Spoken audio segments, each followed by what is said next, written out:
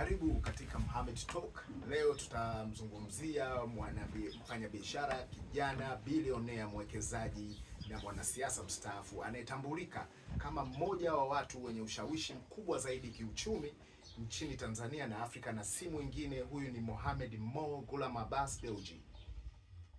Maisha ya Mo Dewji yanawakilisha hadithi ya mafanikio ya biashara, uongozi na uzalendo, huku ukikumbana na changamoto za kipekee. Mohamed Dewji alizaliwa tarehe 8 Mei mwaka 1975 huko Singida, Tanzania. Anatoka katika familia ya wafanyabiashara ambao baba yake Ghulam Abbas Dewji alikuwa ameanzisha biashara ya ndogo za usambazaji. Elimu. Alisoma nchini Tanzania kabla ya kuhamia Marekani kwa masomo ya chuo kikuu. Alipata shahada ya kwanza biashara ya usimamizi wa kimataifa na uchumi, International Business and Finance, kutoka chuo kikuu cha Georgetown, Washington DC, Marekani mwaka 1998. Baada ya kuhitimu masomo, Mo Dewji alirejea tena Tanzania na kujiunga na biashara ya kifamilia Mohamed Enterprises Tanzania Limited, METL Group.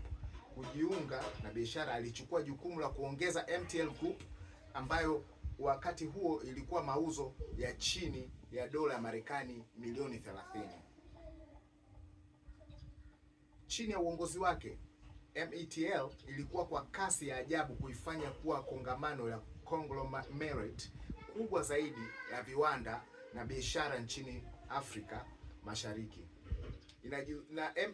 METL inajihusisha na sekta ya zaidi ya 30 zikiwemo viwanda vya nguo na mavazi, mfano uzalishaji wa nguo na pamba, vyakula na vinywaji, mfano mafuta ya kupikia, sabuni, maji ya chupa, kilimo, umiliki wa mashamba makubwa ya pamba na mazao mengine, usafirishaji wa vifaa. Lengo la Mo Dewji ni kuongeza ukubwa wa MTL Group ili aweze kuajiri watu milioni 1. Kwa sasa huajiri takribani ya watu 30,000 na kufikia mauzo ya dola za Kimarekani bilioni 5 ifikapo mwaka 2030. Licha ya kujikita kwenye biashara, Mo Dewji anatumia sehemu ya maisha yake kuwatumikia wananchi.